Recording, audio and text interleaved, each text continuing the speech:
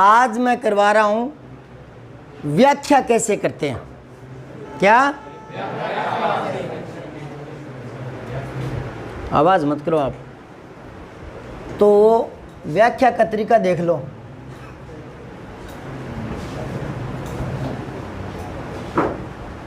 व्याख्या गद्य में भी आती है और पद्य में भी आती है। ठीक है। प्रश्न ये है कि कौन सी व्याख्या स्टैंडर्ड की है, मतलब कौन सी व्याख्या में 5 में से 5 आए, 4 भी ना आए, 5 आए।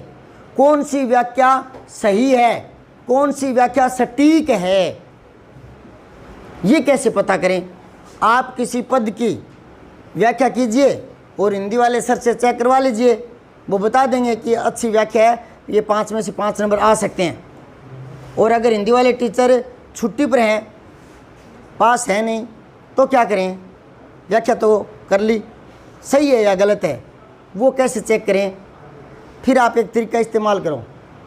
आप वो व्याख्या उस पद की करके और किसी भी अनजान व्यक्ति को दे दो, कोई भी अनजान व्यक्ति, कि भैया साहब, अंकल जी, इसको पढ़ना।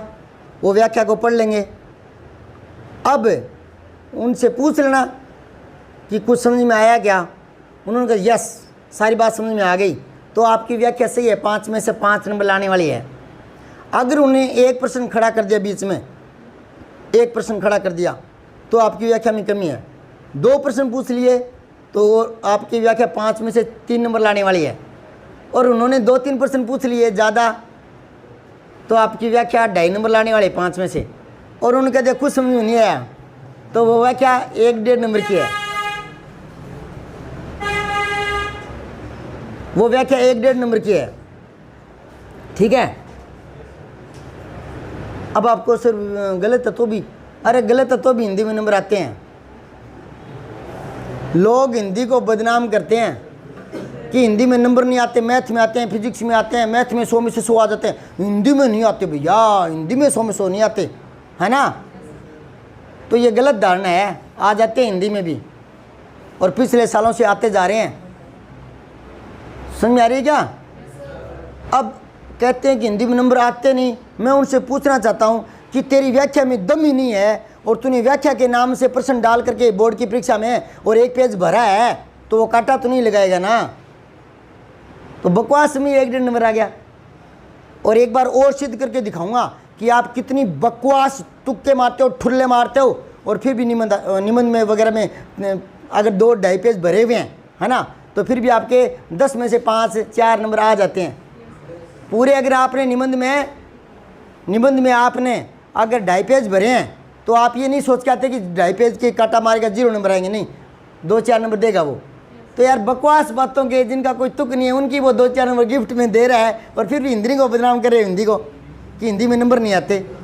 एक बात आओ, गणित में अगर आपने ब्याज, चक्रवर्ती ब्याज का सवाल है और आपने साधारण ब्याज का सूत्र लगा के हल कर दिया, उत्तर गलत आ रहे हैं, तो वो 5 में से 2.5 नंबर देगा क्या, 3, 2 काटा लगाएगा, उत्तर नहीं मिल रहे। और यहाँ निबंध की वास्तविक जानकारी आपको है नहीं। ये मैं निबंध के बारे में कल चर्चा करूँगा, तब आपका और दिमाग खुल जाएगा कि भी हाँ, निबंध में भी हम तुक्के ही मारते हैं, और उन तुक्कों में, बेतुकी बातों में आपके 5 में से अगर 8 का है तो 8 में से 3-4 नंबर आ जाते हैं, 10 का है तो 3-4 नंबर आ जाते हैं। तो वहाँ नंबर आ रहे हैं बकवास बातों के, तो फिर हिंदी को बदनाम क्यों करे हो कि हिंदी में नंबर नहीं आते। आते हैं। थोड़ा सा आप अपने आप को मेंटेन करो, थोड़ा सा याद करो, क्योंकि जब बकवास बातों के 2-3 नंबर आ सकते हैं, तो थोड़ी अच्छों के 7-8 नंबर आ सकते हैं, और ही अच्छे के थोड़े और पढ़ लोगे तो 10 में से 10 आ जाएंगे। नंबर तो आते हैं। आज बात करते हैं व्याख्या पर। तो व्याख्या आप किसी अनजान आदमी को करके व्याख्या दे दो और पूछो, अगर वो कहेंगे ठीक है, समझ में आ गई सारी बात, तो आपकी व्याख्या 5 में से 5 नंबर लाने वाली थी। ठीक है। अब आपके मन में कोई प्रश्न आ रहा होगा कि सर, जिस अनजान आदमी को व्याख्या देंगे वो तो 1-2 प्रश्न पूछेगा ही, क्योंकि जिस किताब से, जिस पाठ से, जिस कविता से, जिस गद्य पाठ से हमने व्याख्या की है, वो तो उसका पढ़ा हुआ ही नहीं है। हमारी किताबें पाठ्य पुस्तक है जहाँ से मैंने व्याख्या करके दी है। अध्यापक तो सारे पाठों को जानते हैं, पहला पाठ कौन सा है वो हमें पढ़ाते हैं, उनकी व्याख्या करवाते हैं, समझाते हैं, उत्तर बताते हैं, साल भर पढ़ाते हैं, उनको तो पता होती है। पर वो जो आप कह रहे हो अनजान आदमी को दो, अनजान आदमी को तो पता ही नहीं कि हमारे कौन से पाठ से व्याख्या ही है, तो वो तो क्या तो चेक करेंगे और वो तो प्रश्न उठाएंगे। अगर वो प्रश्न उठा रहे हैं तो इसका कारण ये नहीं है कि उसकी आपकी किताब नहीं पढ़ी हुई ना, अगर वो प्रश्न उठा रहे हैं इसका तात्पर्य ये है कि आपकी व्याख्या करने में कमी है, आपके समझाने में त्रुटि रह गई। ये कारण कभी नहीं होगा कि वो प्रश्न पूछ रहा है तो इसलिए पूछ रहा है क्योंकि वो हमारे पाठ को जानता नहीं, हमारे कौन कौन से पाठ रखे हैं, किससे व्याख्या की है, ना ना ना, ये कारण नहीं है। अगर वो प्रश्न पूछ रहा है तो कारण उसका सीधा सा है, आपको वो व्याख्या करनी नहीं आई। और फिर भी किसी के वहम है मन में कि अनजान आदमी तो प्रश्न करेगा, तो एक बार के लिए आप अनजान बन जाओ और मैं स्टूडेंट बन जाता हूँ और मैं एक पद की व्याख्या करता हूँ, व्याख्या फिर मैं आपको दे दूंगा और फिर आप प्रश्न खड़ा करना। अगर आपने एक प्रश्न खड़ा किया तो मैं 5 में से 4 नंबर मान लूँगा, आपने 2 प्रश्न पूछ लिया आपने तो मैं 3 नंबर मान लूँगा, 3 प्रश्न पूछ लिए तो 2 ही नंबर मान लूँगा, और आपने 4-5 प्रश्न पूछ लिए मैं मेरी व्याख्या में 0 नंबर मान लूँगा। ठीक, आप अनजान हैं। जिस पद की मैं व्याख्या देने वाला हूँ आप ना तो वो पद जानते हो, ना वो किताब जानते हो, और ना उसका राइटर जानते हो, कुछ नहीं जानते, तो फिर आप तो अनजान हो गए ना। और यही वहम था कि अनजान आदमी को चलो गुरुजी तो चेक कर दें, पर गुरुजी छुट्टी पर तो किससे चेक करवाएं, अनजान आदमी से चेक कराओ। अब आपको अनजान आदमी तो प्रश्न पूछेगा, उसका कुछ पढ़ा हुआ ही नहीं है, तो आपका भी कुछ पढ़ा हुआ नहीं है जो अभी मैं व्याख्या करने वाला हूँ, जो अभी पद देने वाला हूँ और जिसकी व्याख्या मैं करके बताने वाला हूँ कौन सी किताब से है, BMA की किताब से है वो, जो वहाँ लगती है डिग्री कोर्स में। तो आपकी तो डिग्री की भी नहीं है, तो आप तो अनजान हो, तो आप बताना मुझे, प्रश्न खड़े करके देखना, ठीक है। तो मैं कुछ, अब देखो मैं वो पद लिखूँगा, फिर मैं उसकी व्याख्या करूँगा, फिर मैं आपको दूंगा एक एक पेज सबको, तो घंटा भर लग जाएगा। तो मैं बोलता जाता हूँ, आप सोच रहे हैं कि गुरुजी लिख रहे हैं और मैं पढ़ रहा हूँ, तो दोनों साथ में बोल रहा हूँ, सुन रहा हूँ, साथ हो गया ना। पहले मैं लिखूँ फिर आप पढ़ो, तो बोलता रहूँगा, आप सुनते रहना, वो लिखा हुआ ही मान लेना, टाइम बचेगा। एक एक को पेज बांटने की क्या जरूरत है, और मैं व्याख्या कर दूंगा।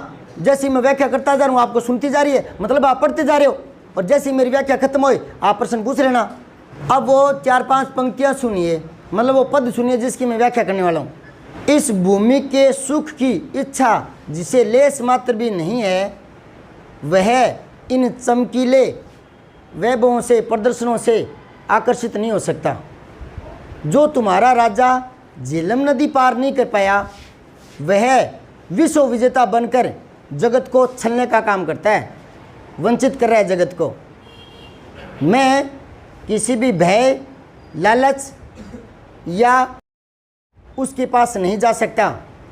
इस पृथ्वी पर ईश्वर की प्रकृति की सत्ता है, उसके रहते मैं किसी और मामूली आदमी की सत्ता स्वीकार नहीं करता। प्रकृति ही मेरा पालन पोषण करती है और मैं आराम से अंजल खाकर अपना अंजलि से पानी पीकर सो जाता हूँ। ना ही तो मुझसे किसी को डर है और ना ही मुझे किसी से डरने की आवश्यकता है। कह देना अपने उस राजा से, मैं किसी भी भय लालच से उसके पास नहीं जा सकता। ये पद था, याद रखना ये बातें। अब मुझे करनी थी इसकी व्याख्या, ठीक है। अब व्याख्या करूँगा, लेकिन मैं सीधा व्याख्या करने की बजाय थोड़ा रुकूंगा तो ये बातें बताई हुई भूल जाओगे क्या? अगर भूल जाओगे तो सीधी व्याख्या कर देता हूँ पहले, और नहीं तो मैं व्याख्या का प्रारूप बताने वाला हूँ। पहले व्याख्या करके बाद में प्रारूप बताऊँ या पहले प्रारूप बता दूँ, आपकी इच्छा है। तो फिर वो पंक्तियाँ भूल जाओगे आप। चलो देखो, व्याख्या को जैसे आपकी जो बोर्ड वाली कॉपी आती है ना, उसमें आवाज नहीं भी रही।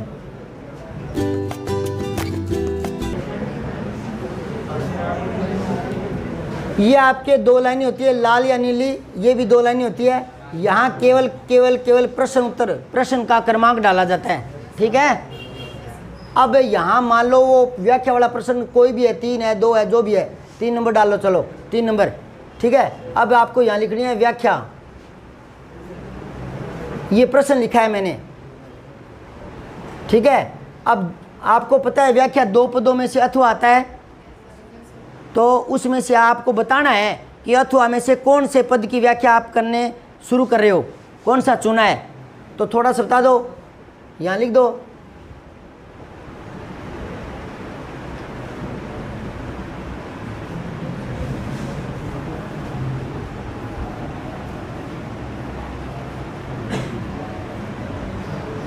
तो यहाँ आपने ये बता दिया, ठीक है, आपने ये बता दिया कि मैं इस पद की व्याख्या करने वाला हूँ, ठीक है। अब थोड़ा सा यहाँ जिक्र चल पड़ा तो बीच में और बता दूँ, आपको पेपर में प्रश्न नहीं उतारने, टाइम खराब होता है। अब बच्चे क्या सोचते हैं, एक लाइन का प्रश्न होता है, एक लाइन में क्या टाइम खराब होता है। बच्चा छोटा सोचता है, उसे ये नहीं पता कम से कम 17 तो बड़े प्रश्न होते हैं और उनमें अभ्यास करें तो 20-22, कई बार तो 31 तक प्रश्न होते हैं। तो अब ये बताओ 30-30 पंक्तियाँ और कई बार 2-2 लाइनों के वो होते हैं प्रश्न, बड़े प्रश्न होते हैं। तो फिर वो हाथ से लिखते हैं तो 3 लाइन बन जाती है उसकी। तो आप कम से कम 40-45 पंक्तियाँ भर चुके होते हो प्रश्न के चक्कर में, और 45 पंक्तियाँ भरने का मतलब 1.5 पेज, मतलब आपको जो 3.25 घंटे मिलते हैं पेपर हल करने के, उसमें से 1.5 पेज भरने में तो आपने अतिरिक्त समय लगाया। तो आपका या तो निबंध अधूरा रहेगा या व्याख्या अधूरी रहेगी। बड़े बड़े प्रश्न होते हैं हिंदी में, तो प्रश्न उतारने से घाटा होता है। वो दिमाग छोटा होता है बच्चे के कि एक लाइन में क्या टाइम लगता है, एक लाइन का ही तो प्रश्न होता है। अरे प्रश्न कितने होते हैं कुल मिला, एक यहाँ लिख दिया, एक यहाँ लिखो भले ही कितना ही। अगर इकट्ठा करते हैं तो कम से कम 1.5 पेज तो फालतू भर चुके होते हो कि नहीं, 1.5 पेज है तो प्रश्न नहीं लिखना। अब मैं दूसरा कह रहा हूँ प्रश्न लिखना ही लिखना है, तो वो क्या तरीका है लिखने का, लिखने को भी कह रहा हूँ मना भी कर रहा हूँ। तो लिखना इसलिए कह रहा हूँ कि उसे आप बताओ कि मैं इस प्रश्न का उत्तर लिखने वाला हूँ। तो आप यहाँ यूँ भले मत लिखो, दिए गए गद्यांश की व्याख्या सह प्रसंग व्याख्या कीजिए, ऐसे भले मत लिखो, सिर्फ लिख दो व्याख्या। वो समझ गया कि व्याख्या वाला प्रश्न शुरू कर दिया, समझाई। अब व्याख्या में से भी 2 पद है, उसका थोड़ा सा हिंट दे दो कि मैं इस पद की व्याख्या करने वाला हूँ। ये लिखने का तरीका हुआ। यूँ नहीं लिखना कि निम्नलिखित बिंदुओं में से किसी एक बिंदु पर 350 शब्दों में निबंध लिखो। किसको कह रहे हो, जांचकर्ता को? तुझे लिखने ना रहेगा, पेपर देने तू है, और वो टीचर को कह रहा है कि लिखो। ये नहीं लिखने प्रश्न है उत्तर पुस्तिका में, बोर्ड में, समझिए क्या? हाँ, कि सह प्रसंग व्याख्या करो, तो वही करेगा। तो तुझे कॉपी क्यों दी है, तू क्यों आया है एग्जाम देने? हाँ, लिखना जरूर है। कैसे लिखोगे? प्रश्न 4 निबंध लिखो, निबंध। फिर लिखो कौन सा, आतंकवाद या बढ़ती महंगाई, जो भी आपका हेडिंग है वो डाल दो। तो निबंध लिखा गया ना, प्रश्न लिखना भी है और नहीं भी लिखना, दोनों समझ गए क्या? शॉर्टकट में हिंट देना है। अब देखो बात व्याख्या पर करते हैं। ये व्याख्या में कई बार लड़के क्या करते हैं, जैसे यहाँ ये ना व्याख्या लिख दी तो यहाँ लिख देंगे कह देना, और फिर यूं करते रहते हैं, यूं चलते रहते हैं यूं, और यहाँ लास्ट में आगे लिख रहे हैं नहीं जा सकता। मतलब ये क्या है यार, ये मतलब क्यों करते हैं वो ऐसा, यूं dash dash dash dash dash dash dash dash. अब कोई बच्चा पूछे सर इससे नंबर कट जाते हैं क्या? अरे नंबर नहीं कटते इसके, पर तेरा बोलापन झलक जाता है कि टाबर बोलो है, टाबर खेल है, बैठे हो, याद तो करके को नहीं आयो। जो होशियार बच्चा है, मेरिट वाला है, वो ऐसे नहीं करता। और ये गाड़ी सी क्यों चला रहा है? तुझे ये क्यों करना था? ये बताने के लिए कि मैं इस पद की व्याख्या कर रहा हूं, इस वाले की नहीं कर रहा, अथवा वाले की नहीं कर रहा, ये बताने के लिए कर रहा है। तो ये पता लग गया उसको, यहां से लिख दे 2 अक्षर पहले वाले और यूं किया और लास्ट 2 अक्षर लिख दे, पता लग गया कि इस पद की कर रहा है। पर फिर ये क्या तुक हो गया, ये बता। तो बेतुकी बातें नहीं करनी कि सर इसके नंबर कटेंगे क्या। अरे इसके नंबर नहीं कटेंगे, पर इससे पता चल गया कि ये लड़का मेरिट वाला नहीं है, तो वो आपको 90 क्रॉस नहीं करने वाला। यही भांप लेगा आपकी किस कैटेगरी के बच्चे हो आप, समझ यही बात है। एक बीच में और बात याद आ गई, किसी टीचर ने बच्चों को कह दिया कि कॉपी का मेंटेनेंस, वो अंग्रेजी का शब्द मुझे आता नहीं है, अंग्रेजी कमी आती है, कि वो कॉपी का ना मेंटेनेंस बढ़िया होना चाहिए। तो बच्चे यूँ स्केल लेकर गए और एक दो तो स्केच पेन ले जाते हैं, और नहीं तो काला पेन तो लेकर ही जाते हैं, कई एक ब्लू एक ब्लैक लेकर जाते हैं। और फिर वो जो निबंध लिख रखा था ना, जैसे निबंध लिख रखा था आतंकवाद है,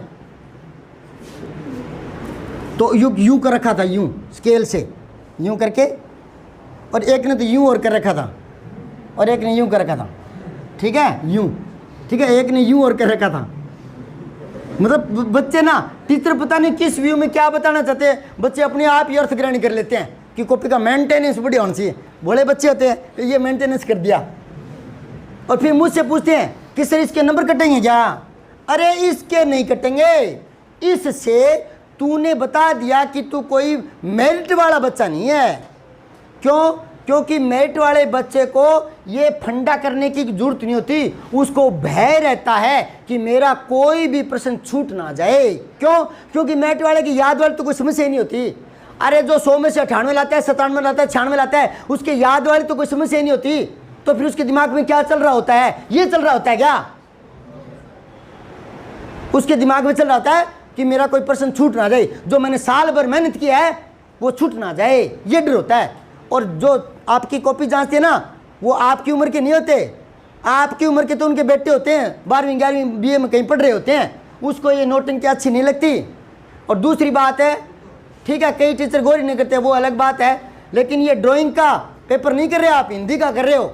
अच्छा, फिर सोचो कितना समय खराब कर रहा है वो, ये किया है तो कॉपी को ऐसे किया होगा, फिर ये लाइन खींची है तो कॉपी को घुमाया होगा, स्केल भी मांगा होगा किसी से, या है तो फिर इसको यूं घुमाया होगा, इस साइड वाली किया होगा, मतलब खेल रहा है वो।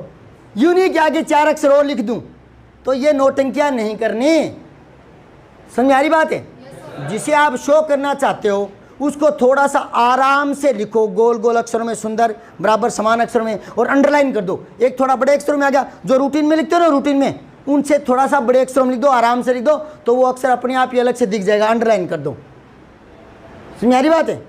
अब सर ब्लैक पेन से कर दूं क्या, हेडिंग ब्लैक पेन से डाल दूं क्या, अंडरलाइन ब्लैक पेन से कर दूं क्या?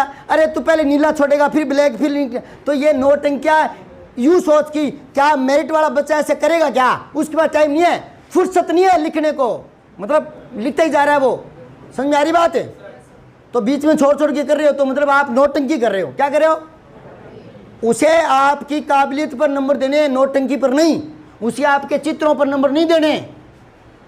थोड़ी मेच्योरिटी दिखाओ। बहुत सारी बातें हैं, मैं बच्चों को कई बार पढ़ाते समय कहता हूँ कि 50 एक बातें बताऊंगा टोटल, बोर्ड की कॉपी कैसे हो, 50 एक बातें। उनमें 2-3 एक तो मैंने यहाँ बता दी, एक तो ये भी बता दी, है ना। और आपको याद नहीं था कि 2-3 कौन कौन सी बता दी, है ना, क्योंकि आप गौर नहीं करते। एक ये भी बता दी, एक वो भी बता दी कि प्रश्न लिखना है तो कैसे, नहीं लिखना है तो कैसे। समझ आ रही बात है? तो ऐसी बहुत सारी बातें हैं, जब जब समय मिलेगा बताता रहूँगा, वरना मैंने 1 वीडियो 2 वीडियो पहले बना चुके हैं भी बोर्ड की कॉपी कैसे करें, उसमें भी बहुत सारी बातें बताई है और भी बहुत सारी बताने वाली है। इतनी सारी बातों को फॉलो कर लेते हैं तो आपकी कॉपी ही मुंह से बोलती है। चेक करता उठाता है ना तो लगता है कि यार कोई इंटेलिजेंट बच्चा होगा, नहीं समझे क्या? तो आप अपना डोर दिखा देते हो कॉपी में कि आप किस कैटेगरी के हो। तो ये छोटी छोटी कमियां एक और बता देता हूँ लगते हाथ ही। लेखक का नाम, पाठ का नाम, इनमें गलती नहीं होनी चाहिए मात्राओं में। बच्चों को शिकायत होती है कि सर मात्राओं की गलती हो जाती है हिंदी में। कैसे हो जाती है? पहली बात तो हिंदी में मात्राओं की गलती होती ही नहीं। कैसे होगी? हिंदी में जो बोला जाता है ना वो लिखा जाता है, और जो लिखा है वो बोला जाता है, वही पढ़ा जाता है, फिर गलती कैसे होगी? यहाँ कोई यूँ तो है नहीं कि ये कै है, कै कमल KAMAL, और ये भी कै CLASS क्लास, ये भी कै है, ये सलास नहीं होता क्लास होता है। और ये भी कै है, केमिस्ट्री नहीं बोलते केमिस्ट्री बोलते हैं, तो ये भी कै है। और चेक ये भी कै है, ये भी कै है। और क्यों ये भी कै, क्वीन ये भी कै। वाह, ठाठ कर रखे हैं ठाठ। अपने हिंदी में ऐसा होता है क्या? ये कै और ये भी कै और ये भी कै और ये भी कै होता है क्या? अगर आपके मुंह से निकला है तो ये रहा, और आपने अलग लिख दिया तो इसकी आवाज भी अलग ही होगी, ले।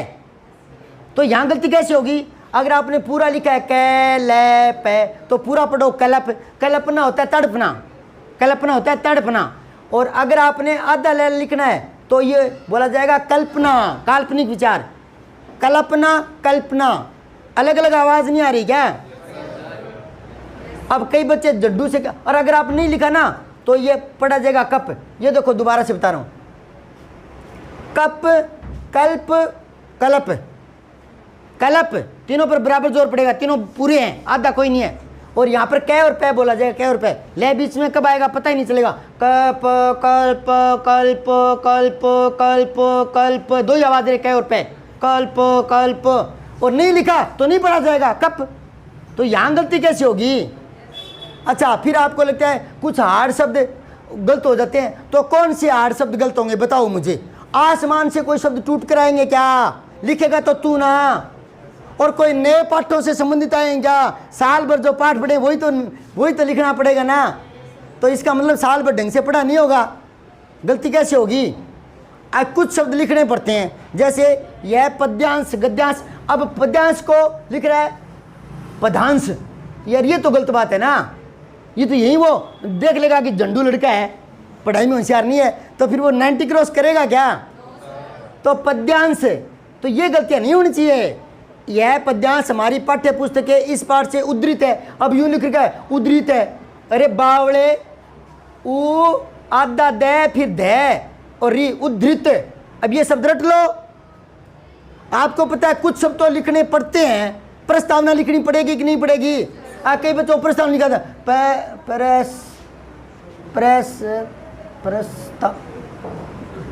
प्रेस यूं करते हैं, काटा छटी कर देते। एक बार यूं काटा छटी हो रही है, उसको पता लग गया इसको लिखना ही नहीं आया।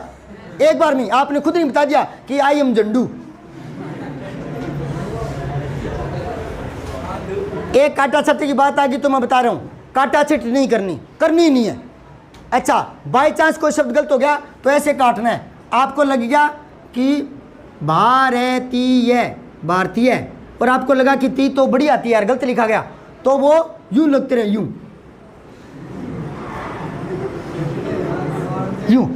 एक बार मैं प्री बोर्ड ले रहा था 12वीं क्लास का, तो यूं लाइन लगा रखी थी, छत पर बिठा रखे थे बच्चों को, यूं लाइन लगा रखी थी लंबी सी, और टीचर लोग यूं घूमते रहते हैं, कोई नकल ना करे। मैं यूं घूमता हूँ, इधर वापस यूं मुड़ा ना, तो एक लड़के मुझे पता लग गया वो काटा यूं हिल रहा था पीछे, मुझे दिख गया, यूं लग रहा था। मैंने कहा ये तो कॉपी फाड़ेगा, मैं भागा वहां से। अरे रुक भाई, रुक, हाथ पकड़ा मैंने उसका, रुक, क्या कर रहा है? सर गलत हो गया था। और तो कब से लगा अपने कॉपी को फाड़ेगा क्या? मैंने उसको कॉपी उल्ट के दिखाई, मुझे देख पिछली साइड में और छप गया, और नीचे वाले पेज पर और 3 पेज इफेक्टेड हो गए। और इतना, और फिर मैंने कॉपी जब दिखाई नंबर सुनाने के लिए, तो मैंने इतनी दूर से कॉपी की, वहाँ कोने में मैंने कहा कुछ दिख रहा है क्या? कि हाँ मिंगनी सी दिख रही है, छोटे छोटे पोटे से दिख रहे हैं। तो मतलब आप क्या दिखा रहे हो कि आप मेरिट वाले बच्चे हैं ये करके? तो ये रगड़ के नहीं काटना। अब मेरी बात मानेंगे नहीं कि गुरुजी आप सही कह रहे हो, रगड़ के नहीं काटूंगा, कूत्र करेंगे। क्या बोला वो सुनते रहे ना। बोला गुरुजी आपने कहा था एक लाइन से ही काट दो, तो एक लाइन से काटेंगे ना तो फिर ये तो दिखेगी छोटी वाली मात्रा, तो इसको मैं कहा अगर वो लेंस लगाकर देखे भी गा, ये दिखेगी तो ये भी तो दिखेगी। पाडे दिमाग नहीं लगा रहा, कूत्र कर रहा है, कह रहा कि ये दिखेगी तो ये दिखेगी तो ये भी तो दिखेगी। हिंदी में लाखों शब्द है, क्या आप मानते हो कि मुझ से फटाफट लिखवाते रहो और मैं लाखों के लाखों सारे सही लिख दूंगा? मानते हो? कोई हिंदी का शब्द लाखों के लाखों हिंदी के सारे शब्द लिख देगा सही? 1-2% गलती नहीं होंगे हैं? तो हो गई गलती, ठीक है, काट दिया, आगे लिख दे भारतीय बस। पर यूं कर करके तेरे फांसी थोड़ लगा रहा है वो, दिखेगा तो, और ये दिखेगा तो ये भी तो दिखेगी लाइन है। हद हो गई, कूत्र करने फालतू काम के। तो ये रगड़ के कॉपी का डोल नहीं बिगाड़ना, सीधी सी बात है। समझ आ रही कि नहीं आ रही? इसको कहते हैं कॉपी का मेंटेनेंस बढ़िया करना, और वो बच्चे इसको मान रहे हैं मेंटेनेंस, इसको कर रहे हैं भोले बच्चे। अच्छा, एक और कहते सर गलती तो हो ही जाती है। अरे नहीं होती, मैं थोड़ा आपका आत्मविश्वास जगाने के लिए कह रहा हूँ। कैसे होगी गलती? कोई एलियन की तरह कोई आकाश से शब्द उतर कर आएगा क्या? लिखने वाले तो आप हो। अच्छा, दूसरी बात, जो उद्धृत वगैरह है ना, आपको पता है कि प्रस्तावना, उद्धृत, उपसहार, ये तो हिंदी में लिखने ही पड़ते हैं, तो इनको 5-7 बार लिख लो कॉपी पर है। और 5-7 बार लिख लोगे ना, आंख फाड़ कर गौर से देख लोगे ना, तो वो गलत नहीं होगा। मैं अक्सर उदाहरण दिया करता हूँ इस शब्द का, ये शब्द सही है ना, देखा हुआ क्या आपका अखबार में, किताबों में कहीं? और अब ये शब्द सही है क्या, मुझे ये बताओ, ये शब्द सही है क्या, मुझे ये बताओ, ये शब्द सही है क्या, मुझे ये बताओ, है क्या सही? हाथ दूं, की आवाज आ रही है? तो ये आपको कैसे पता लगा? आपने इसको 20-20 बार लिख लिख के याद किया था क्या? नहीं, रात दिन देखते रहते वो दिमाग में फीड हो जाता है, फिर दूसरा शक्ल आता है ना, दूसरी शक्ल, तो वो उसको नकार देता है कि ये सही नहीं है। तो आप पढ़ते समय ध्यान से पढ़ा करो। अब वो तो समय नहीं रहा 12वीं क्लास में कि आपका श्रुतिलेख लिखाया जाए और आपको गलतियों को 20-20 बार, फिर सिलेबस पूरा कैसे होगा? तो बोले गुरुजी बड़ी क्लास में तो गलतियां सुधार नहीं सकते, 20 बार लिखने का टाइम नहीं है, श्रुतिलेख कोई लिखवाता नहीं है, तो फिर हमारी तो गलतियां होंगी नहीं होगी। एक तरीका और है, वो तरीका यह है कि हमारे दिमाग में कैमरा होता है, वो तस्वीर खींच लेता है, तो उन शब्दों की फोटो खींचने दिया करो, आप ध्यान से देखो उनको, तो वो शब्द फीड हो जाते हैं, पर ध्यान से देखते नहीं। कमल प्रकाश लिखा हुआ है, कमलनाथ पढ़ जाएंगे, फटाक से पढ़ जाएंगे। कई बार आपने टीवी में, नाटकों में, फिल्मों में देखा होगा, जो हीरो होते हैं ना, उनका तो चेहरा बिल्कुल साफ दिखता है, पीछे भीड़ का दिखते नहीं। भीड़ जो कई बार दिखाते हैं, यूँ कैमरा यूँ घुमाते हैं, वो भीड़ तो वो टिकाते नहीं ना, कैमरे को टिकाते नहीं, तो भीड़ का चेहरा नहीं दिखता। तो आप भी ना फटाफट पढ़ने पर जोर, क्यों पढ़ना आ गया तो फटाफट पढ़ रहे हैं उन शब्दों में। कहाँ अब आतंकवाद पढ़ गए, उनको पता ही नहीं बिंदी कहाँ ही थी, देखा ही नहीं, वो क्या करेंगे, यूँ लिख दें आतंकवाद। अरे ये आतंकवाद थोड़ी होता है, आतंकवाद होता है, बिंदी यहाँ आती है, पर उन्होंने क्या लगानी है, ये पता है कि आतंकवाद बिंदी आती है ना, लगानी है, यहाँ लगी तो ठीक है, यहाँ लगी तो ठीक है, यहाँ लगी तो ठीक है, यहाँ लगी तो ठीक है, यहाँ लगी तो ठीक है, यहाँ लगी तो ठीक है, लगानी है बस। तो यूँ लापरवाही से तो गलतियाँ होगी। अब फिर भी लड़के कहते हैं कि सर फिर भी चलो हो जाती है गलतियाँ, तो उसका बता दिया कि एक लाइन खींच दो, और फिर भी मैं आपका आत्मविश्वास जगाने के लिए बता रहा हूँ कि नहीं होती गलतियाँ। कैसे शुरू कर रहा हूँ मैं, सुनो ध्यान से, बाहर से तो कोई शब्द आएगा नहीं, और आपका हाथ पकड़ के तो आएगा नहीं, लिख कर्तव्य निष्ठा, लिख कर्तव्य निष्ठा, लिखवाएगा क्या हाथ पकड़? जो वहाँ परीक्षा हाल में कोई छुएगा क्या आपको? तो फिर गलत कैसे होगा? आपको लिख रहा है कि उद्धृत, मुझे देखा तो था पर याद नहीं आया, इस पाठ से उद्धृत है, तो मत लिखना, लिखना तो तुझे ना, लिख दे इस पाठ से लिया गया है। ले, गलती कहाँ से होगी? मेरी ये समझ में नहीं आ रही। इस पाठ से उद्धृत है, ये तो आपको पता है कि मैं कितना कैरी करने वाला बच्चा हूँ, कितना गौर करने वाला हूँ, तो आपको पता है कि गलती हो सकती है, तो उद्धृत क्यों लिखते हो? इस पाठ से उद्धृत है, यूं लिख दो इस पाठ से लिया गया है। अब बताओ गलती कैसे होगी? लिखने वाले तो आप हो ना, समझ में आई कि नहीं आई? अच्छा एक बात और बता दूं, कॉपी के मेंटेनेंस से संबंधित बात है। कॉपी का प्रारूप सुंदर होना चाहिए, उसमें कुछ एक और बातें हैं। एक तो कटासटी मत करो, रगड़ रगड़ के मत काटो, ठीक होगी तो। अच्छा अब दूसरी बात यह है, प्रश्नों का क्रमांक से लिखना है। प्रश्नों का क्रमांक जो बोर्ड में दिया हो ना वही लिखना है, ठीक है ना। कई बोर्ड में दे रखे प्रश्न का क्रमांक, जैसे क ख ग यूं दे रखे 7वें प्रश्न में 3 है ना, तो वो अपना 7वें यूं 1 2 अपना डालते हैं, और कई तो ये डालते हैं, ये वाला क्रमांक डालते हैं, ये वाले। अरे ये तो प्रश्न 3 का क्रमांक था, तीसरा दोबारा कर दिया गया तूने, पर अपनी मर्जी से खिलवाड़ करते हैं। ये नोटंकियां मत करना, ठीक है ना। अच्छा और बहुत सारी बातें हैं, पहले अपनी वो मूल बात बीच में रह जाएगी, व्याख्या पर बात करते हैं, इससे संबंधित बातें और अगले बारी में करेंगे। तो व्याख्या करते समय एक ही इस तरह की नोटंकी मत करना, ठीक है। अब व्याख्या जो होती है ना, पी का एक प्रारूप होता है, उसमें पता लग जाता है दूर से कि इस वाले पेज पर व्याख्या की हुई है, इस वाले पेज पर अर्जी प्रार्थना पत्र लिखा हुआ है, इस वाले पेज पर निबंध लिखा हुआ है, आराम से पता लग जाता है। और कई तो ना अर्जी भी ऐसे लिखते हैं पता ही नहीं चला, जैसे कोई किसी प्रश्न का उत्तर लिख रखा है, और व्याख्या ऐसे करके जैसे किसी प्रश्न का उत्तर करके छोड़ गया, पता ही नहीं कहाँ प्रसंग कहाँ संदर्भ। व्याख्या 4 भागों में डिवाइडेड रहती है, 4 भाग। अब देख लो कौन कौन से। पहला तो आपको लिखना है संदर्भ, ठीक है, इसको थोड़ा बड़े अक्षरों में लिखो, अंडरलाइन करो।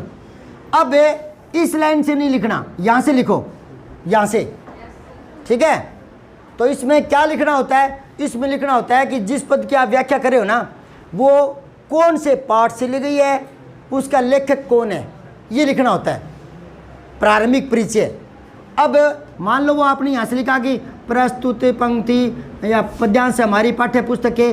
अब आपको पता लग गया बूढ़ी का की कहानी से है, तो बूढ़ी का की थोड़ा सा आराम से रुक करके और फिर इसको अंडरलाइन करो। और ये इन्वर्टेड कोमा सिंगल किसी भी रचना के नाम के साथ जरूर आता है। और बच्चा इतनी बारीकी वाली ध्यान में बातें रख लेता है कि किसी रचना के साथ एक गहरा उद्धरण चिन्ह आता है। ये छोटी सी बारीकी वाली बात अगर किसी बच्चे की याद है तो जांचकर्ता पर बहुत प्रभाव पड़ता है कि यार बच्चा इंटेलिजेंट है, समझाई कि नहीं आई, और अपने इन पर गौर नहीं करते। तो इसको अंडरलाइन करो, यूँ करो। और इसके लेखक है। अब यहाँ से नहीं लिखना, कई बच्चे एक बार शुरू करते भी यहीं से करते हैं, यहीं से ये छोड़ देते पूरा ही। तो ये 90 क्रॉस करने वाले बच्चों की निशानी नहीं है। मैं एक बार कह रहा था मैं कि कॉपी जांच करता हूँ, हाथ में लेते ही पता लग जाता है कसर ऐसी का वो जादूगर थोड़ी है। अरे जादूगर ही है वो, पता लग जाता है। रात दिन यही काम होता है बेटा। सुनार के पास जाओगे ना, कोई पित्तल की लेकर कोई चमकता सोना सा, वो झट से कह देगा सोना नहीं है, समझे क्या। और मोटरसाइकिल का जो सही मिस्त्री है ना, वो दूर चलते मोटरसाइकिल में बता देगा कि भैया रे इसके ना चैन सेट बदलाने वाला है, उसकी आवाज़ आ रही है। तो मिस्त्री उसको कहते हैं जो बिना हाथ रखे बता देता है। तो टीचर भी रात दिन यही काम होता है, तो कॉपी का हुलिया देख कर बता देते हैं। तो आप हुलिया बिगाड़ते क्यों हो। अब यूँ लिख के छोड़ देंगे यहाँ से, तो मैं कई बार तो लिखता हूँ यहाँ, मैं लिख देता हूँ लाल पेन से चेक करते समय क्रिकेट का पिच बनाने के लिए जगह छोड़ी है क्या, इस तरह के डायलॉग लिख देता हूँ मैं। तो बच्चे के दिमाग में वो अलग बात ना अलग तरीके से फीड रहती है। अगर मैं सीधे ही बाद में कॉपी जांच कर कुछ ना लिखूं, सीधे ही कॉपी दिखा दूं, तो उनको कह भी दूं ना, तो वो भी आदत उनकी छूटती नहीं है। लेकिन एक बार मैंने यूं यहाँ कर दिया, लाल पेन से लिख दिया ना, तो फिर उसके दिमाग में वो अलग चीज़ बात दिमाग में बैठ जाती है, अलग चीज़ होती है ना, वो आकर्षित कर लेती है। तो वो बच्चा फिर आगे करता नहीं है, फिर वो यहीं से करेगा। एक बार यहाँ से कर दो, फिर यहीं से समझ आ रही बात। फिर अगर बूढ़ी का क्या आपको पता है कि इसका राइटर वो प्रेमचंद है, तो आप लिखो इसके रचयिता, यहाँ से इसके रचयिता मुंशी प्रेमचंद है। अब रचयिता गलत हो सकता है, तो कई लड़के ऐसे लिखते हैं रचयिता, ये गलत है, रचि नहीं होता, रच होता है, रचयिता। तो कुछ शब्द जो लिखने पड़ेंगे उनको याद कर लो, 5, 7, 8 कितने होंगे। उद्धृत होगा, उपसंहार होगा, प्रस्तावना होगा, रचयिता होगा, नहीं समझे क्या। तो ये याद रख लेना। इसके रचयिता मुंशी प्रेमचंद है, तो मुंशी प्रेमचंद को थोड़े बड़े अक्षरों में लिख दो, बाकी अपनी रूटीन लिखाई में चलने दो। तो ये आपके यहाँ तक आ जाएगा। अब अगले में आपको लिखना है प्रसंग, वो थोड़ा बड़े अक्षरों में लिख दो। अब प्रसंग में यहाँ से शुरू नहीं करना, यहाँ से करना है। क्यों? क्योंकि ये आगे इधर से खाली दिखेगा, इधर से ये खाली दिखेगा, तो ये हेडिंग अपने आप ही अलग चमकता दिखेगा। क्योंकि व्याख्या का एक प्रारूप होता है, एप्लीकेशन का एक प्रारूप होता है। वो प्रारूप तो उसको दिखना चाहिए कि नहीं दिखना चाहिए। दूसरी तो पता लगना चाहिए ना कि इस पर एप्लीकेशन अर्जी लिख रखी है, अर्जी का मॉडल ही नहीं दिख रहा, तो माथा तो वहीं ठिठक जाता है ना। तो ये प्रसंग लिख दो। इसमें क्या होता है, इसमें क्या बताया मैंने, पाठ का नाम, लेखक का नाम। इसमें क्या होता है, इसमें आपको बताना पड़ता है कि वो जो पद आया है वो उस पाठ में कहाँ से लिया गया, पाठ के आरंभ से, मध्य में, लास्ट में, किसने कहा, किसको कहा, वो वाली बातें यहाँ लिखनी होती है। और फिर आपने 1, 2 या 3 लाइन में यहाँ ख़त्म कर दिए लिख कर, अब यहाँ लिखो व्याख्या।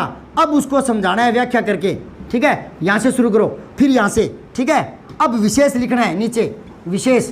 अब बच्चों को पता होता नहीं है, पासबुकों में देख कर विशेष भाषा सरल सुबोध है, शैली भावपूर्ण है, इतना बड़ा हेडिंग डाल रखा है विशेष, और नीचे 2 लाइन लिखे भाषा प्रभावशाली, भावपूर्ण है, शैली प्रभावशाली। अब पता ही नहीं विशेष में क्या लिखें क्या नहीं। तो ये 4 हेडिंग थे, इनमें व्याख्या को समाहित करना है। अब वो जो 5-7 पंक्तियां मैंने बोली थी, और अपनी बात क्या चल रही थी कि आप अनजानो, आपको देखना है और आप प्रश्न खड़ा करना कोई, है ना। और अगर आपने 1-2 प्रश्न खड़ा कर दिया तो मेरी व्याख्या 5 में से 2.5 नंबर लाने वाली है। अगर आपके वो पंक्तियाँ याद नहीं तो दोबारा दोहरा देता हूँ, मोटी मोटी बातें जल्दी सी। वो सेम टू सेम तो मेरी याद नहीं है किताब में, तो क्योंकि राइटर महान है, महान राइटर तो उनके महान शब्द है, तो वो शब्द जल्दी से याद नहीं रहते मेरे तो मैं उसका बता देता हूँ किस तरह की लाइनें हैं वो। जिसने इस भूमि के लोभ लालच को त्याग दिया हो या इच्छा रहित हो, उसे ये नश्वर प्रदर्शन आकर्षित नहीं कर सकते। तुम्हारा राजा विश्व विजेता बनने का स्वप्न देख रहा है और विश्व विजेता अपने आप को मान बैठा है, उपाधि लेकर बैठा है, वो जनता को या लोगों को या जगत को छल रहा है, वंचित रख रहा है। मैं उसके किसी भय से, किसी लालच से उसके पास नहीं जा सकता। इस प्रकृति का पालनहार वो ईश्वर है, उसके रहते मैं किसी मामूली आदमी की सत्ता स्वीकार नहीं करता। कह देना अपने उस राजा से मैं उसके पास नहीं जा सकता। इस तरह की कुछ लाइनें थी, वो समझ गए। अब इस पद की मैं व्याख्या कर रहा हूँ। सबसे पहले सुनते जाना पूरी बातें ध्यान से और फिर प्रश्न खड़ा करना। मैं इन्हीं में बांट कर करूँगा, क्योंकि सीधी व्याख्या करूँगा तो फिर मुझे इसके लिए अलग से बताना पड़ेगा, तो मैं इसको साथ लेकर बात कर रहा हूँ। प्रस्तुत गद्यांश हमारी पाठ्य पुस्तक चंद्रगुप्त नाटक से लिया गया है, जो जयशंकर प्रसाद द्वारा रचित है। अब आप यहाँ एक दो बातें और लिख सकते हो कि आधुनिक महाकाव्य के रचयिता जयशंकर प्रसाद द्वारा रचित है, तो जांचकर्ता पर अलग प्रभाव पड़ता है कि यहाँ बच्चों को नॉलेज तो है कि जयशंकर प्रसाद कौन सा, जिसने कामायनी महाकाव्य लिखा है, नहीं समझे क्या? या ये याद नहीं रहे तो छायावादी श्रेष्ठ कवि और लेखक जयशंकर प्रसाद जितना उच्च कोटि का कवि था उतना ही उच्च कोटि का लेखक था। जो कविताएं लिखते हैं उसको कवि बोलते हैं, जो लेख निबंध कहानी लिखते हैं उसको लेखक बोलते हैं। समझ में बात है? और कई बच्चे ध्यान नहीं देते, कविता का कर रहे हैं और लिख रहे हैं लेखक, और कई गद्य का कर रहे हैं और लिख रहे हैं इसके कवि ये हैं। अरे वो कवि कविता लिखने वाला लेखक थोड़ी होता है, वो तो कवि होगा ना। तो कहने का मतलब ये है कि ये छोटी छोटी बातें जांचकर्ता को क्या बता देती है कि ये बच्चा ज़्यादा होशियार है, हाँ, तो कमजोरी नहीं झलकवानी कहीं भी। तो सुनो उसकी व्याख्या। संदर्भ प्रस्तुत गद्यांश हमारी पाठ्य पुस्तक चंद्रगुप्त नाटक से लिया गया। चंद्रगुप्त को अंडरलाइन कर देना, ठीक है, लिया गया, थोड़े बड़े अक्षरों में लिख देना। इसके रचयिता छायावादी श्रेष्ठ कवि या कथाकार जयशंकर प्रसाद है। अब आ जाओ प्रसंग। सिकंदर महान विश्व विजेता का स्वप्न देखता था और एक के बाद एक युद्ध जीतने की उसकी महत्वाकांक्षा थी। उन्हीं के चलते वह गुरु दांडेन से मिलना चाहता था, आशीर्वाद लेना चाहता था, बात करना चाहता था, और इसीलिए उसने अपना दूत, तो अपने दूत को भेजा। उसी दूत से गुरु दांडेन ने जो जो बातें कही थी उन्हीं को यहाँ चित्रित किया गया है। अब आ जाओ व्याख्या पर। सिकंदर बहुत ही महत्वाकांक्षी राजा था, एक के बाद एक युद्ध जीतकर विश्व विजेता बनने का दुस्वप्न देख रहा था। एक बार उन्होंने गुरु दांडेन ने आज्ञा या आशीर्वाद लेने या बातचीत करने के लिए गुरु को अपने पास बुलवाना चाहा, दूत भेजकर। उस दूत के सामने गुरु दांडेन ने स्पष्ट किया कि तुम्हारा राजा बहुत ही महत्वाकांक्षी है, पूरी धरती का मालिक बनना चाहता है, इस प्रकृति का पालनहार वो ईश्वर है, और उसके रहते मैं किसी मामूली आदमी की सत्ता स्वीकार नहीं करता। कह देना उस राजा से मैं किसी भी लोभ से, किसी भी बहकावे से, किसी भी लालच या डर से उसके पास नहीं जा सकता। वह एक झेलम नदी पार नहीं कर पाया, विश्व विजेता का स्वप्न देख करके जनता को वंचित रख रहा है। और उसने कहा कि मैं तो थोड़ा अंजल खाकर, अंजलि से पानी पीकर अपना सो जाता हूँ, मुझे किसी से डर नहीं है और मुझसे किसी को डरने की आवश्यकता नहीं है। कह देना उस राजा से मैं नहीं जाऊंगा। ऐसा कहते हुए गुरु दांडेन ने उसके साथ जाने से इनकार कर दिया था। व्याख्या होगी। अब विशेष लिखना है, विशेष लिखाऊंगा बाद में, है ना। पहले तो व्याख्या ही बताओ, समझ में आए को नहीं प्रश्न खड़ा करो भी गुरुजी कण कहो, किन कहो, क्यों कहो, एड़ी बात क्यों कहनी पड़ी, इसी बात क्यों कहनी पड़ी, है ना। तो कोई भी प्रश्न आप पूछ सकते हो। जितने ज़्यादा प्रश्न पूछोगे उतने मेरे नंबर में कम करता जाऊंगा। और आपके मन में कोई बात आई नहीं रही, आपको सर मैं सारी कहानी समझ गया, कुण कहो, किन कहो, के वजह कहो, मैं सारी बात समझ गया, तो फिर मैं 5 में 5 दे दूँगा। करो प्रश्न बहुत पूछो, क्या समझ में नहीं आया, कुछ भी पूछ सकते हो कि सर ये जो है ना ये कौन से पाठ से है, बता दिया चंद्रगुप्त से कि सर कुण कहो, गुरु दांडेन कहो, किन कहो सर, बिंग दूत ने कहो, वो दूत भटके लाने गए गुरु जी, वो बुलाने गयो, बुलाने कुण भेजो गुरु जी, बुलाने सिकंदर भेजो, सिकंदर कुण हो गुरु जी, बहुत तगड़ो महत्वाकांक्षी राजा हो, विश्व विजेता बनना सपन देखो। अरे समझ में आई कि नहीं आई? या कुछ पूछना चाहते हो, किसने कहा, क्यों कहा, कुछ पूछना चाहते हो? तो ये व्याख्या 5 में से 5 नंबर लाने वाली है। अब आपके लिए क्या कहना चाह रहा हूँ, ध्यान से सुनना, पते की बात है। ये जो संदर्भ है इसमें पाठ का नाम, लेखक का नाम ये बताना पड़ता है। ये है ना, ये वो कहानी का सा रूप तैयार करने के काम आता है। कहानी का रूप जो पद है ना, यानी व्याख्या और इसको दोनों को जोड़ता है, फिर एक छोटी सी कहानी बन जाती है। आपने चंद्रगुप्त नाटक पढ़ा क्या? जयशंकर प्रसाद का लिखा हुआ नहीं पढ़ा ना, वो किताब कभी देखी नहीं ना, और जो पात्र मैंने दांडियन वगैरह बोले थे कभी सुने ही नहीं ना, तो भी व्याख्या समझ में आई ना, किसने कहा क्यों कहा सारी समझ में आई ना।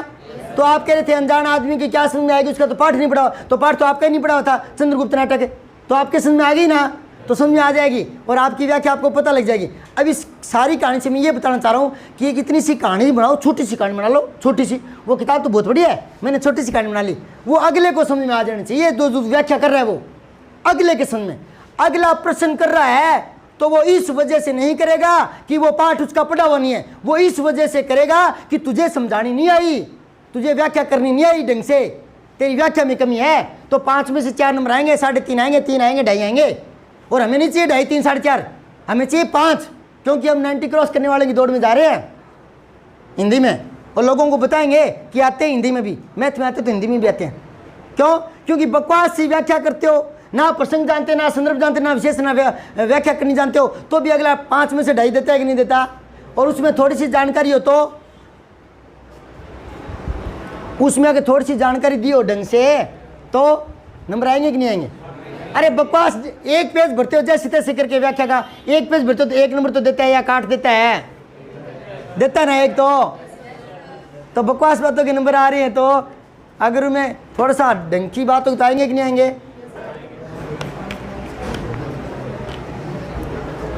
अब बात करते हैं विशेष, ये क्या काम आएगा? इसकी बातों को और इसकी बातों को जोड़ने के लिए कहानी का रूप बनाएगा। और ये प्रसंग कहाँ से तैयार करते हैं? अपने पाठ परिचय में से। देखो जितने भी हिंदी के पाठ है ना, गद्य या पद्य के, वो सारे के सारे दोबारा नहीं हो सकते, क्योंकि सिलेबस एक पैटर्न के हिसाब से तय किया होता है। दोबारा सिलेबस हो सकता है क्या? दोबारा सारे पाठ जो शुरुआत में पढ़ते हैं उसी व्यू में पढ़ सकते हैं क्या? नहीं पढ़ सकते। तो क्या करें? पाठ को अगर 3 दिन लगते हैं तो 4 लगाओ, 5 दिन लगाओ। क्यों? क्योंकि वो दोबारा नहीं पढ़ना, अभी लगाओ एक समझने में टाइम। अगर एक कविता समझने में आपको 5 घंटे लगते हैं या 1 दिन लगता है तो 2 दिन लगा दो। क्यों? क्योंकि वो दोबारा, देखो कोई पाठ यहाँ से शुरू होकर के अगर इतने दिनों में समझ में आ रहा है तो 1 या 2 दिन फालतू कर लो, थोड़ा धीरे पढ़ लो तो ये ज़्यादा समझ में आएगा। तो 2 ही दिन फालतू लगे ना। और आगे यूं ही पढ़ दिया, 4 दिन लगे थे, अब दोबारा पढ़ोगे तो 4 फिर लगे 8 लगेंगे, नहीं समझेंगे, और दोबारा पढ़ा भी नहीं जा सकता। तो ढंग से पढ़ो, वो हमेशा याद रहती है बातें, ठीक है। अच्छा, फिर पढ़ते समय कोई मेन बात होती है ना, जिन पर प्रश्न पढ़ने वाले होते हैं या मेन पंक्तियाँ, वो या तो गुरुजन अंडरलाइन करवा देते हैं या खुद पढ़ते हैं तो भी पता लग जाता है। बार बार पढ़ते ना, इतनी तो समझ होगी 12वीं क्लास में। तो अगर दोबारा पढ़ने का मौका मिलता है ना तो उन पाठों को यूँ फटाफट सरसरी दृष्टि से पढ़ो। वो एक एक लाइनें जहाँ रेखांकित की थी ना, तो 1 या 2 लाइन पेज पर रेखांकित की होती है ना, उनको पढ़ते पढ़ते याद आ जाता है कि इस पेज में क्या बातें चल रही थी। क्यों? क्योंकि पहले ढंग से पढ़ा हुआ था, फिर याद आ जाता है, तो जल्दी में दोहराई हो जाती है ना। एक बाद में दोबारा तो पढ़ा नहीं जाएगा। पाठ परिचय बार बार पढ़ो, बार बार। पाठ परिचय में पाठ का मूल भाव होता है, पाठ का उद्देश्य होता है, पाठ का सार होता है, पाठ का संदेश होता है, पाठ में क्या कहना चाह रहा है, ये सारी बातें होती है पाठ परिचय में, नहीं समझेगा। और कम से कम शब्दों में, 1-2 लाइन में। तो पाठ परिचय की 1-2 लाइन अपने उत्तर की शुरुआत करने में जरूर यूज किया करो, समझाई बात। और व्याख्या करते समय भी जो लेखक परिचय है, पाठ परिचय, उस लेखक के बारे में थोड़ा बहुत जो मेन बात जो सारी दुनिया जानती है वो सबसे ऊपर लिख करके फिर उत्तर की शुरुआत करो, फिर व्याख्या की शुरुआत करो। तो वो जो पाठ परिचय बार बार पढ़ोगे, 5-7 बार पढ़ना है, हर 7वें दिन, हर संडे को, हर 12वें दिन, हर 15वें दिन पढ़ते रहो। जितने जैसे मानो 8 पाठ हो गए तो 8 पाठों का एक दिन संडे को बैठ जाओ, पलाथी लगा कर घंटा 2 घंटा निकाल करके 8 पाठों का। और अगर एक साथ में समझ नहीं आ रही, खिचड़ी सी हो रही है, तो पहले 1 पाठ का पढ़ लो, थोड़ी देर रुक के थोड़ा गीत गुनगुना करके घूम के फिर दूसरे पाठ का कर लो, फिर कोई मैथ का सवाल निकालो, फिर दूसरा पाठ परिचय पढ़ लो, है ना। पाठ परिचय के पीछे पड़े रहो और पाठ को इत्मीनान से ढंग से पढ़ो, तो क्या कोई कारण नहीं है नंबर कमाने का। और छोटी मोटी बकवास भरी गलतियाँ करो मत, और कमियाँ हो जाए, गलतियाँ हो जाए तो पागलों की तरह काटो मत उसको, और लिख लिख कर काटो, लिख लिख के काटो। ये पहले ही भाप लेगा कि ये मेरिट वाला बच्चा नहीं है। कॉपी ऐसे करके आओ कि उसको वहम हो कि ये कॉपी मेरिट वाला बच्चा हो सकता है, क्योंकि आपको तो जानता नहीं, पता नहीं कॉपी कहाँ जाएगी, जालौर जाएगी, गंगानगर जाएगी, बीकानेर जाएगी, बाड़मेर जाएगी, पता नहीं कहाँ जाएगी, है ना। वो आपको नहीं जानता कि आप मॉनिटर थे या क्लास में मुर्गा बनते थे, आपको नहीं जानता, वो आपकी कॉपी को जानता है। एट लास्ट कॉपी पर नंबर मिलने होते हैं। ये होशियार है, इस नाम से नंबर नहीं मिलेंगे, ये मुर्गा बनता था, इस नाम से नंबर नहीं मिलेंगे। वो जानते नहीं आपको, वो आपको क्या जानते हैं, वो तो कॉपी को जानते हैं। तो कॉपी का मेंटेनेंस वाली बातें भी मैंने 1-2 वीडियो बनाए हैं, उनमें देख लेना आप, नहीं तो कभी मौका मिला तो मैं क्लास में दोबारा बता दूंगा, ठीक है ना। अभी बहुत कुछ बताना बाकी है। अच्छे नंबर लाने के लिए तपना पड़ता है, मुझे भी बराबर तपता हूँ, मैं भी बराबर तपता हूँ, मैं भी खोज के बताता हूँ कि ये बात बता दी, ये बतानी बाकी है, मैं भी पीछे पड़ा रहता हूँ। और लड़कों को समझ में आ जाती है कि हमारे नंबर बढ़ाने के लिए गुरुजी कितने लालायित है, ये इतना मेहनत कर रहे हैं, नंबर इनको थोड़ा चाहिए, नंबर तो हमें चाहिए, तो हम इनसे ज़्यादा मेहनत करेंगे। क्योंकि जैसे माहौल में बच्चा रहता है ना, वैसी बुद्धि बन जाती है। एक मेहनती आदमी को देखते हैं ना, तो उसको लगता है कि मुझे भी मेहनत करनी चाहिए। पिछले 1 घंटा से आप आराम से बैठे, यस या नो? गला किसका दुख रहा होगा? अगर दुख रहा है तो लगातार बोलता जा रहा हूँ ना। हाँ, तो और सिर्फ फॉर्मेलिटी निभा रहा हूँ क्या कि एक पद लिया, एक बार लिया, करवा कर चल। अब व्याख्या में कोई कमी नहीं थी, आपके समझ में आ गई। अब बात करते हैं विशेष की। विशेष कैसे लिखते हैं सुनो। विशेष वही होता है जो विशेष होता है। अब एडिंग डाल दी इतना बड़ा विशेष, तो कम से कम 5-7 लाइनें तो लिखो। एडिंग डाल क्या विशेष नीचे लिख रहा, भाषा सरल सुबोध है, ला हो गया विशेष। ये क्या दिखाएगा? कमजोर बच्चा ऐसे दिखाएगा जांचकर्ता को, फिर वो नंबर नहीं देगा। समझ आएगी? कमजोरी तो दिखाओ मत, उसको वहम होना चाहिए कि ये जो कॉपी मेरे हाथ में है या जिसको मैं चेक कर रहा हूँ वो इंटेलिजेंट बच्चे की है, यूँ लगना चाहिए। और यूँ लगने के लिए बहुत सारी बातें हैं, मैं पहले बता चुका हूँ और आगे भी बता दूंगा। 1, 2 या 3, कभी कभी 3 तक मूल बात से संबंधित निकल जाती है। 1-2 तो निकलती है, तो यहाँ पहले मैं मूल बात से संबंधित निकाल, बाद में जो है ना वो भाषा से संबंधित बना लेंगे, भाषा से संबंधित, तो 5-7 हो जाएगी। मूल बात से संबंधित क्या बनेगी? देखो पहला क्या है इसमें मूल बात जो मैंने अभी बताई। आपने मेन बात क्या नोट की? सिकंदर के अहंकार का पता चलता है, उसके महत्वाकांक्षी होने का पता चलता है। नहीं समझ आई बात? और अहंकारी है कि नहीं? गुरु को बुला रहा है, चलो अपने को गुरु जी से आशीर्वाद लेना है या कोई बात करनी है, तो अपने जा करके गुरु जी प्रणाम सर, आज मेरा पेपर है, आशीर्वाद दो। ये तो जच की बात, यूँ कहेगा गुरु जी इधर आओ, आज हमारा पेपर है, आशीर्वाद दो। तो बदतमीजी है कि नहीं? ये तो मैं आपको हंसाने के लिए कह रहा था। ठीक है, वो गुरु जी को बुला रहा था तो उसका तरीका सही नहीं था, अहंकारी था, तो 2 बात आपने लिख दी। सिकंदर के महत्वाकांक्षी होने या अहंकारी होने का पता चलता है। दूसरा बताओ।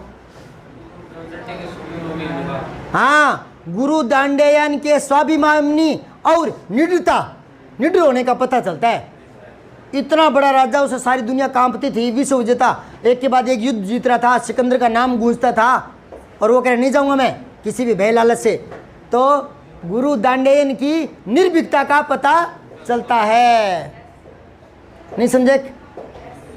भाषा सरल सुबोध और शुद्ध साहित्यिक, हिंदी खड़ी बोलिए, शुद्ध साहित्यिक जिसमें साहित्य लिखा जाए, साहित्यिक शुद्ध साहित्यिक हिंदी खड़ी बोली का प्रयोग है ये।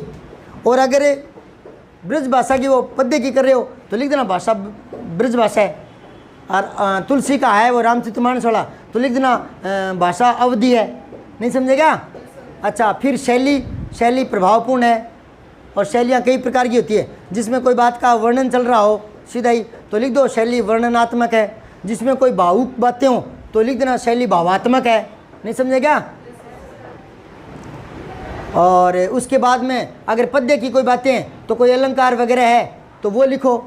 और भाषा में आपको लग रहा है कि लोकोक्ति मुहावरे का ज़्यादा प्रयोग किया है तो लिखो भाषा मुहावरेदार है। यूँ नहीं लिखना भाषा मुहावरेदार है, भले पूरे पाठ में एक ही मुहावरा नहीं हो और आप लिखो भाषा मुहावरेदार है। यूँ विशेष नहीं होता, विशेष वही होता है जो होता है।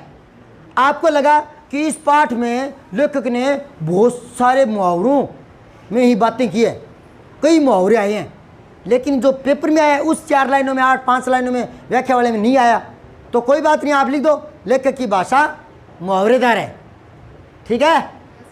अच्छा, फिर आपको बीच बीच में से शब्द रात दिन पढ़ते हो पाठों का तो पता ही होता है। जैसे मान लो रात नहीं लिखी, रात्रि लिख रहा है, दूध नहीं लिख रहा, दुग्ध लिख रहा है, नहीं समझे क्या, धरती नहीं लिख रहा, धरित्री लिख रहा है। तो मैं तो ये उदाहरण के लिए बता रहा हूँ। तो आप छांट सकते हो, लिख सकते हो कि भाषा में तत्सम शब्दों की अधिकता है, या तत्सम शब्द वहाँ होते हैं जहाँ संस्कृत की भाषा होती है। तो लिख दो भाषा संस्कृत निष्ठ है, और एक के दो के तत्सम शब्द आए हैं, तत् बहुत ज़्यादा है तो लिखो तत्सम शब्दों की भरमार है, या लिखो तत्सम तद्भव शब्दों का मिला जुला प्रयोग है। नहीं समझेगा, ये तो सिंपल पंक्तियाँ बता रहा हूँ, कभी काब आ जाए, क्योंकि विशेष की पंक्तियाँ 5-7 हो नहीं, लिखने को मैटर नहीं हो, तो 1-2 पंक्तियाँ जो कॉमन होती है, जो हर एक किसी में लिखी जा सकती है कि भाषा प्रभावशाली है, तो होती है। बिना प्रभावशाली तो सिलेबस में लगती ही नहीं, ठीक है ना। तो कुछ सामान्य पंक्तियाँ भी याद रखा करो, क्योंकि कोटा तो पूरा करना ही है, और वरना विशेष तो वो होता है, वही होता है, ठीक है। तो यूँ करके आपको व्याख्या करनी है। समझ आई बात? कुछ बढ़िया मिला? पेपर के बारे में बताया, कैसे पेपर में नंबर अच्छे आते हैं, कॉपी कैसे करनी है, कुछ और भी बातें हैं बहुत सारी। सब्सक्राइब करके बेल आइकन जरूर दबाएं।